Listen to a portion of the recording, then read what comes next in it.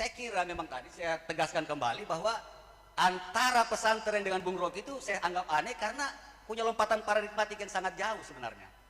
Orang-orang pesantren ini percaya bahwa penggerak perubahan itu adalah ruh. Sementara Bung Rocky mendalilkan perubahan itu justru pada pola-pola produksi dan distribusi. Jadi bagi saya itu memiliki lompatan, ini keanehan. Ini keanehan yang ketiga. Satu kali lagi, terakhir. Saya kira Bung Rocky juga keliru membangun logika tentang income per kapita. Saya kira Bung Rocky tidak cukup paham soal itu. Income per kapita tertinggi di Asia Tenggara ini adalah Brunei Darussalam, tetapi dia negara yang paling miskin. Sementara soal utang, sementara utang yang terbanyak itu, kalau kita bandingkan dengan PDB, itu justru adalah pada Singapura. Singapura itu lebih dari 100% dari PDB-nya. Saya kira itu saja yang saya sampaikan. Pak Zainal, silakan duduk dulu. Enggak, Anda silakan duduk. Saya moderator di sini. Anda duduk.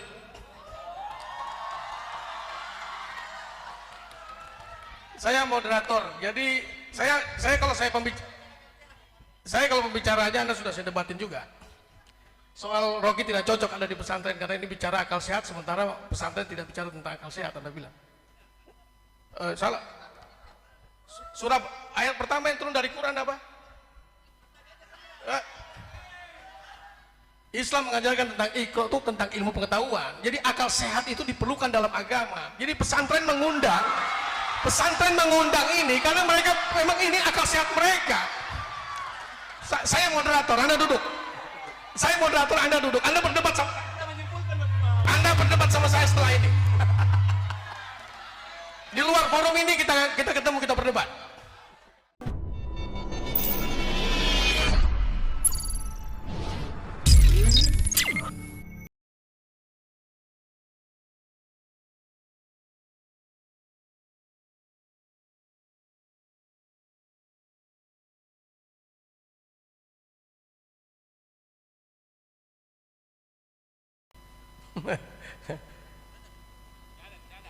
Gak ada.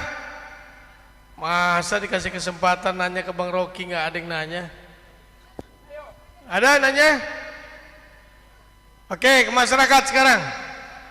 Bapak yang baju kotak-kotak ya, silakan.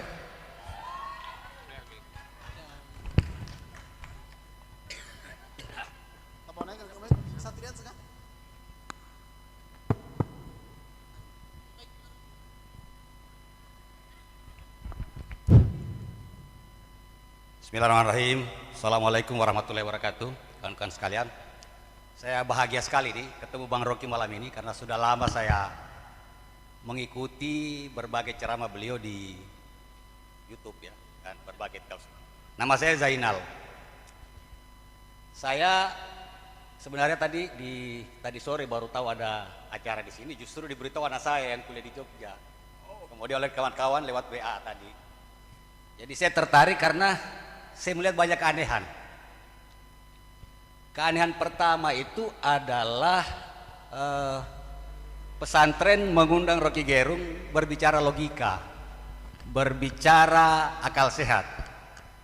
Tadi Bung Rocky menyampaikan beberapa terminologi, ada akal sehat, ada kolbu, ada dan sebagainya.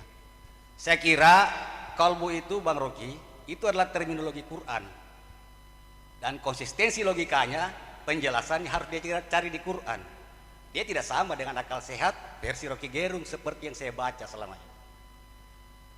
Kolbu, kalau kita bicara Al-Quran, itu hasilnya adalah ulul albab, yang berbeda dengan rasionalisme Bung Rocky Gerung, yang menurut saya lebih dekat ke Descartes kalau saya lihat. Satu. Keanehan yang kedua soal pada tema, saya tidak tahu siapa yang membuat tema ini. Bagaimana kita bicara akal sehat kaitannya dengan pilkada.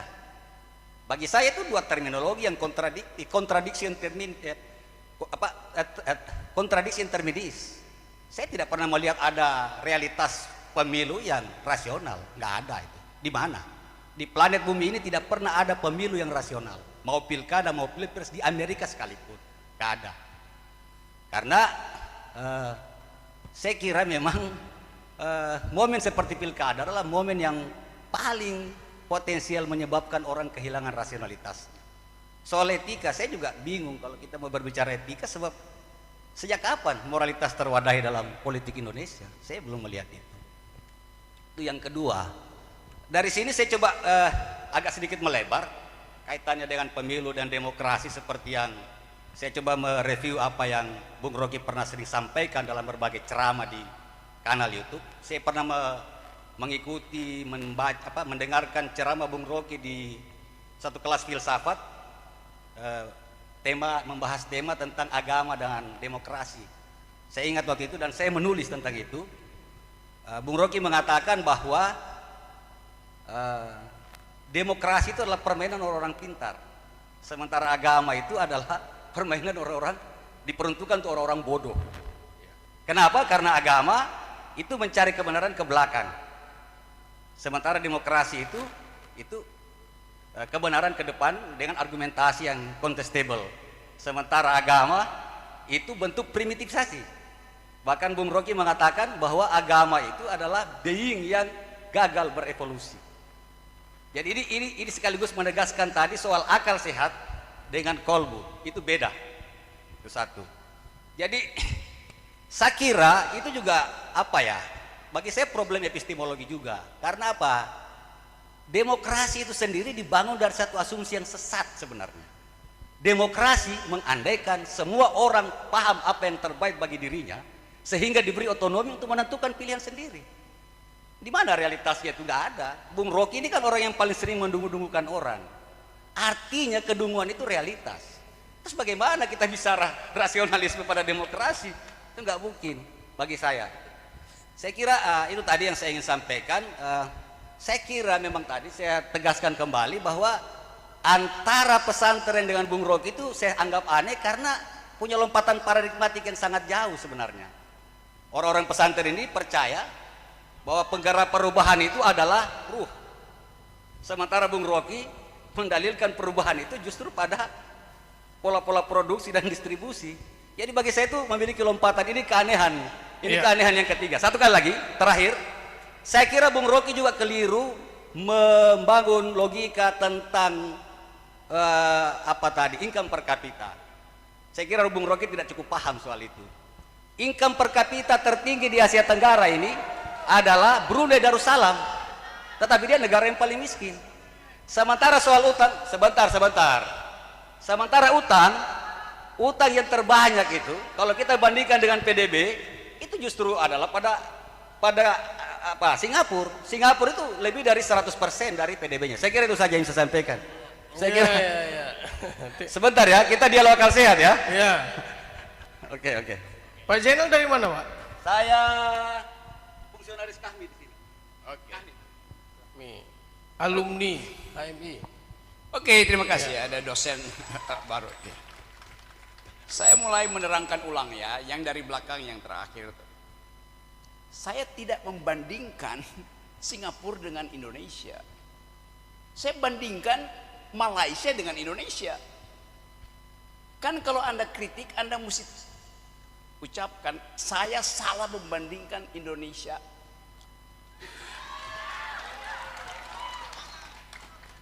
Gini, saya terangin ya.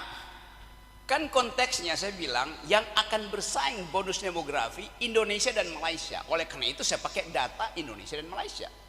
Kecuali Anda bilang bahwa Pak Rocky salah karena pendapatan per kapita Malaysia itu adalah 17.000. Tidak, tetap 13.000. Tapi kan Brunei 17, saya nggak bicara Brunei, saya bicara Malaysia.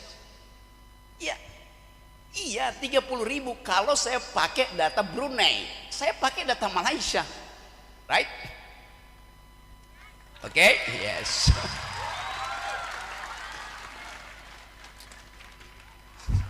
Satu hal itu. Yang kedua soal apa tadi? Apa?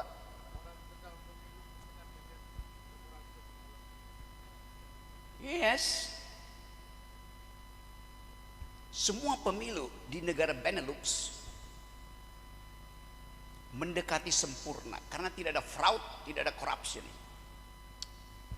Anda pergi ke Finlandia,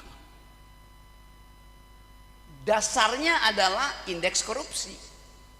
Kan kita ukur kekotoran politik pada korupsi itu. Indeks korupsi di Finlandia 98. Artinya cara membaca indeksnya. Kalau indeks korupsi di Finlandia 98, di Indonesia 37, bacanya begini. Di Indonesia dari 100 orang tinggal 37 yang jujur. Di Finlandia dari 100 orang 98 jujur. Anda pergi ke Butan 100%. Karena itu pintu di Butan itu nggak pernah ditutup, nggak ada yang mau mencuri di situ. Oke. Jadi perbandingan itu saya maksudkan supaya kita mendekati Finlandia, supaya kita mendekati Singapura, mendekati Amerika. Kan begitu yang saya terangkan. Jadi memang nggak ada yang sempurna, iya, tapi kita jangan bikin makin tidak sempurna. That's the logic itu. Bagaimana misalnya kalau 2 minggu depan indeks korupsi kita tinggal 32, itu tidak membuktikan bahwa tidak ada negara yang sehat demokrasi ya. Pak Jenal sebentar, biar Pak Rocky bicara. Gini ya.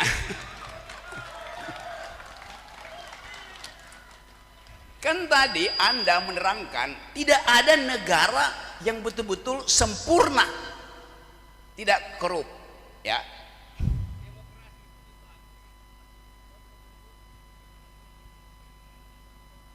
Oke, saya terangkan pelan-pelan ya.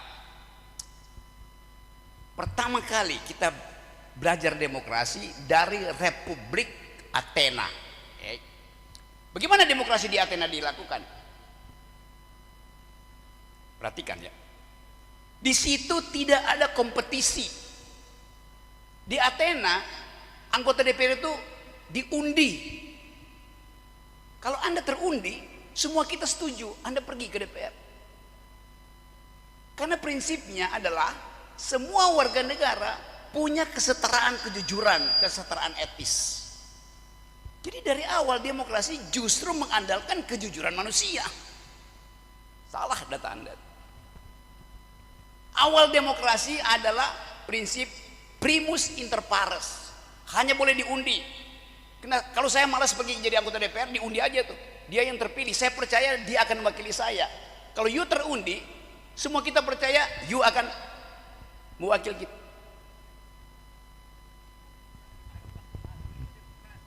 Iya, saya ngerti itu, bahwa akhirnya ada kompetisi.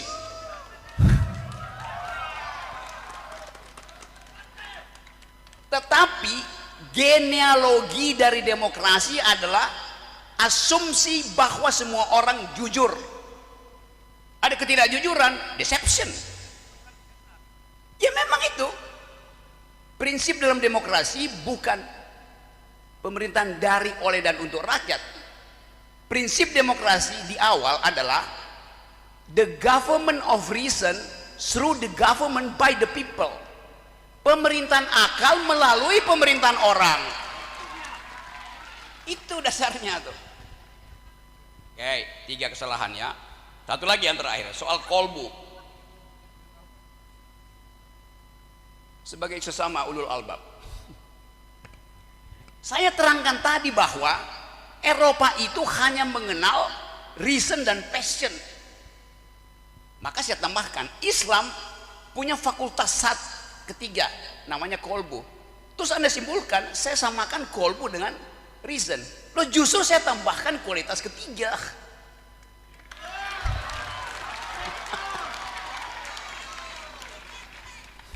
Itu maksudnya.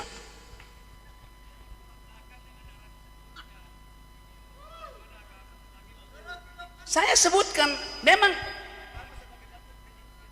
betul saya sebutkan itu, saya terangkan ya. Oke, sekarang agama memang tiba pada mereka yang dungu. Tidak mungkin nabi-nabi itu membawa keyakinan baru kalau di situ udah ada peradaban.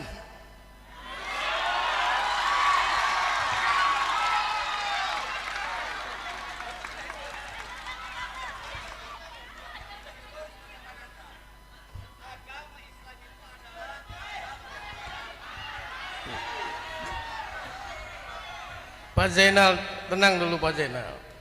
Agama Islam tiba. Ya, saya terangkan realitasnya ya. Realitasnya Nabi Muhammad membawa Islam pada kaum jahiliyah. Oke. Sudah cukup ya Pak Zainal ya.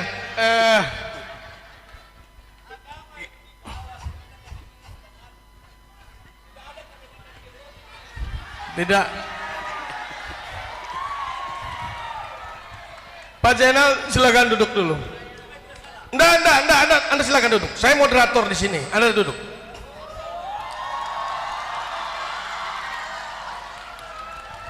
Saya moderator. Jadi saya kalau pembicara aja Anda sudah saya debatin juga. Soal Rocky tidak cocok Anda di pesantren karena ini bicara akal sehat, sementara pesantren tidak bicara tentang akal sehat, Anda bilang. Salah. Surah ayat pertama yang turun dari Quran apa?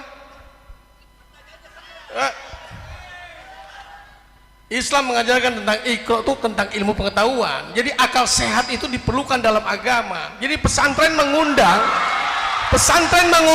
ini karena mereka memang ini akal sehat mereka. Saya moderator, Anda duduk. Saya moderator, Anda duduk. Anda berdebat sama saya. Anda berdebat sama saya setelah ini. Di luar forum ini kita ketemu, kita berdebat. Oke, kita tenang ya. Saya bahagia bahwa pesantren mau mengundang akal sehat karena pada dasarnya agama Islam itu adalah bicara tentang akal sehat. Islam bukan cuma sekedar mistis dan percaya begitu saja, tapi ada intelektual yang mengikutinya.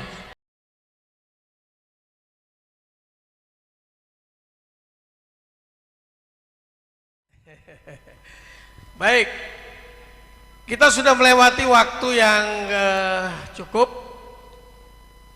Diskusi akal sehat itu adalah penuh perdebatan, penuh adu pikiran, ya. Tapi berujung pada satu kesimpulan yang baik, yang sama-sama kita bisa terima. Pak Zainal, saya undang Anda ke depan. Silakan duduk di depan sini sebagai closing dari acara kita hari ini, ya. Nggak usah banyak bicara, kita duduk dulu, kita mau fair ya, bahwa forum diskusi akal sehat kita tadi mempertontonkan hal yang tidak baik kepada adik-adik kita ya, perdebatan yang saling beradu pendapat kemudian seakan-akan tidak ada ujungnya. Nah sekarang ini saya tidak minta Anda menyampaikan opini apapun, tapi closing saja ya. Closing statement. Oke, saya Ya. satu hal yang saya Ya. perlu sampaikan supaya kita tidak salah persepsi. Tadi Bung Rocky mengatakan tentang agama, saya kira beliau banyak keliru mengasumsikan agama khususnya Islam. Salah satu tadi ketika Al-Quran itu peradaban sudah sangat maju. Al-Quran itu audiensnya itu adalah orang-orang intelek karena sudah ada percakapan teologi di situ. Itu yang keliru tadi, itu satu. Yang kedua saya kira banyak hal ya, saya mau jelaskan soal primitivisasi bentuk primitivisasi, tapi saya kira ini waktunya tidak cukup. Nanti kita sambung Bung Rocky. Saya akan undang Anda ke Kahmi. Ini ada tokoh Kahmi di sini supaya kita diskusi. Saya kira itu saja yang saya ingin sampaikan. Dan terima kasih apapun itu. Saya kira ini malam adalah perdebatan yang cukup bagus. Meskipun moderatornya kurang bagus kalau menurut saya. Minta maaf saya harus katakan itu. Kurang bagus karena tidak sesuai dengan selera dia kan? Bukan, saya kira kita punya kriteria. Kurang akal sehat moderatornya, agak otoriter saya lihat ini. Enggak. Saya kira itu saja, makasih. Nah begini, sebentar saya tanya. Acara Bang Rocky di sini ini cocok nggak buat pesantren? Cocok. Oh, itu berbeda dengan opini Anda Meskipun tadi. tidak berbeda. Oh. Meskipun saya masih mencoba mencari benang merah. Saya mencari benang merah karena ada lompatan paradigmatik tadi yang tidak dijawab. Ya. Soal bagaimana kita bicara tentang perubahan, karena orang pesantren percaya bahwa penggerak perubahan itu adalah ruh, sementara kalau Bung Rocky kan lebih percaya pada pola produksi dan distribusi. Saya kira itu. Makasih. Enggak juga, salah kami itu. Ya salahnya ditunjukkan, jangan hanya dijudge. Itu kan tidak intelek tuh, tidak akal sehat. Enggak, mana ada di dalam pesantren itu perubahan itu hanya pada ruh. Akal sehat mereka juga terbinakan juga. Ini tidak nyambung. Ini Ini- problem epistemologi, dia tidak paham itu. Saya bilang penggerak perubahan, orang Islam itu percaya bahwa penggerak perubahan itu adalah ruh. Ya karena dia agama. Ruh itu berangkat dari Pak. Saya tanya sama, ruh itu di mana letaknya, Bos? Ruh, Bagaimana mau dijawab itu? kamu, saya, di mana letaknya ruh? Kita bicara pada tataran paradigmatik ya. Kita bicara pada tataran paradigmatik ya. Ya. Manusia dimuliakan Begini. karena diberikan akal, Pak. Nah, Bukan otak ya, akal. Jadi Levelnya moderator masih di bawah, jadi saya tidak perlu dilayani. kalau ada Berpikiran orang yang rasional. mencoba merendahkan orang lain, maka dia tidak lebih Ya. tinggi daripada orang Loh, itu. Rocky bilagi orang dungu kan gak apa-apa. Masa saya harus bilang pikirannya tinggi, berpikir abstraksi dia nggak mampu kan bagaimana? Ya, saya kalau debat lagi, Anda berpendidikan apa, saya berpendidikan apa, nanti Anda kalah lagi. Saya siapa, Anda siapa, Anda akan kalah lagi nanti dengan saya. Jadi lebih baik kita berdamai saja. Saya terima kasih Anda sudah membuat suasana menarik pada saat hari ini. Ya, kalau kata Bang Rocky, kalau kita tidak beradu pikiran itu namanya berdoa. Kalau kita beradu pikiran itu namanya kita sedang beradu akal pikiran sehat. Nah itu bagus, ya. Tapi kalau Anda bilang level saya di bawah Anda, Oke, beliau minta difoto. Ada yang mau foto? Gak ada. Bapak fotonya sini. Kamera Bapak mana? Dek, tolong ambilkan foto.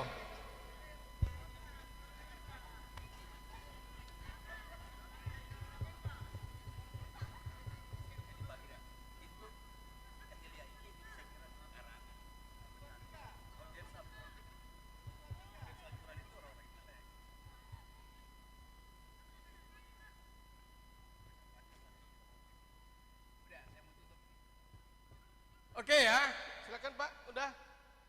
Terima kasih Pak Zainal. Acara menjadi menarik. Oh, foto dulu. Biar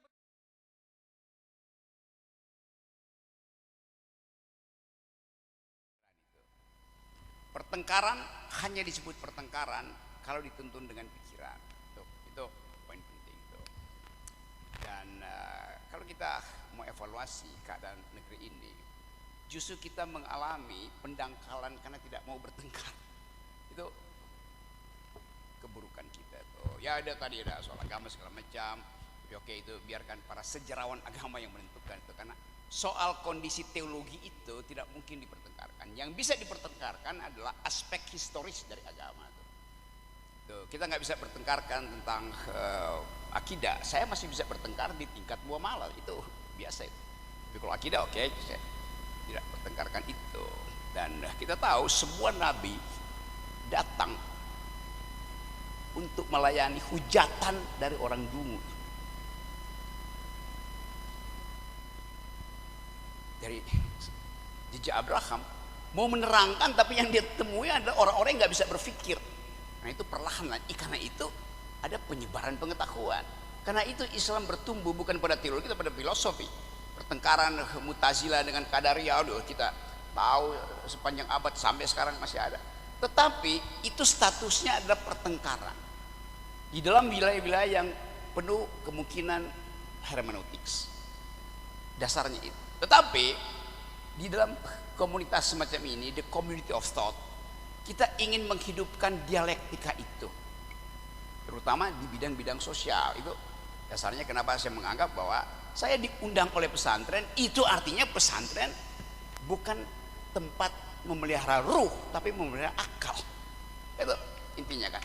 Kalau nggak ada dialektika tadi kan, itu faktanya. Tetapi di atas semua itu, semua pertengkaran kita hanya bisa kita andalkan pada semacam keyakinan bahwa yang di atas itu melihat kita itu. Inna rabbaka labil mirsad.